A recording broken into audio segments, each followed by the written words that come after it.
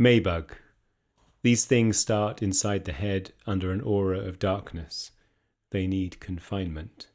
The hour is summer teeth, a gauze of sound looming larger, a margin bell that rings and rings when something clever is being born. So many lumens are skull-splitting, the light spill drawing insects through the crack of the window or onto the door glass, mostly maybugs struck again and again that the moon is ahead, hung in there with you. And the noise, a low frequency insistence you could clap in time with, then bombinating the threshold, entomologist words slow enough to catch onto, pushed over and over. You've handled them before, snagged by their barbed pull, the underfeet like hook-side Velcro or a suit debobbler or retro speaker fabric in cloth of gold when you brush against it, especially in the night. But the weight is welcome, held like a lure sinker, cast more heavily than you would imagine. You pen it behind a loose grip, a joy buzzer unsprung against your palm, life spooling out and pinned down. Here lies Billy Witch, the cobworm, oak wib, the spang beetle anchored by boys to a linen thread and flying in spirals around its name, caught and taut and free as a kite. It takes you back to Midsummer Door, the kitty witch, dumble dairy alluding surely to another world, the bracken clock, the room worm with a fine mesh up to keep the splutter out, the hissing.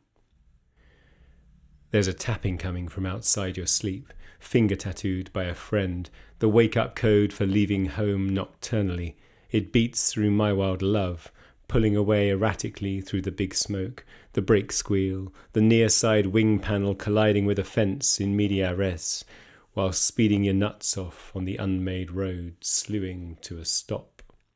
These were partly the humps and bumps, part unnamed teenage fantasy to be sung around the campfire one day.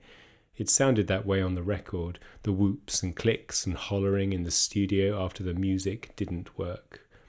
Now the frontier has come to a bomb crater below a motorway junction on the A3 corridor of Sheepwash Road.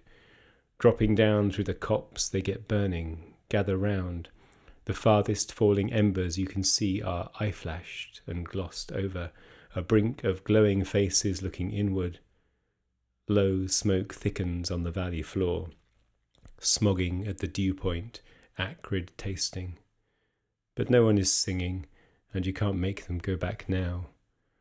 The hour ends at the suggestion of police sirens, blue light imagined, the fire pit flare stamped out, pissed over.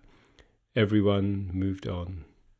You lie back then, beasted by the undergrowth, tear ducts stung with smuts, the last lungful fading through the canopy, blacked out. The air is burnt away, the ground is ash, bone and tarred, damp. You are home, reeking of stale smoke. It's quiet again.